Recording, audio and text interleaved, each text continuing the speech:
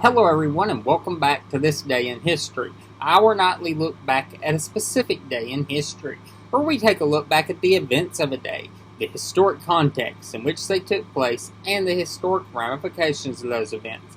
As always, if you have not yet, please hit the like button, the subscribe button, the bell notification icon to be alerted anytime I post new content, and tell a friend. And without any further ado, This Day in History, July 10th.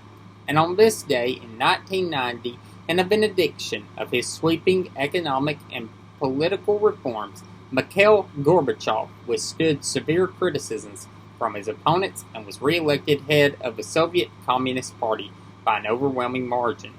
Gorbachev's victory was short-lived, however, as the Soviet Union collapsed in late 1991.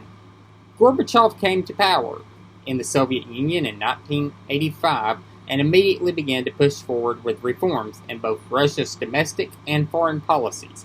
On the domestic front, he argued for greater economic freedom and a gradual movement toward free market economics in certain fields.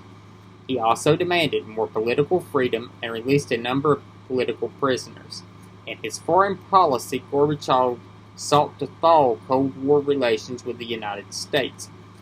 Gorbachev He indicated the desire to work for a substantive arms control measures and began to curtail Soviet military and political involvement in nations such as Afghanistan and Angola. By 1990, many people celebrated Gorbachev as the savior for bringing true reform to the Soviet Union.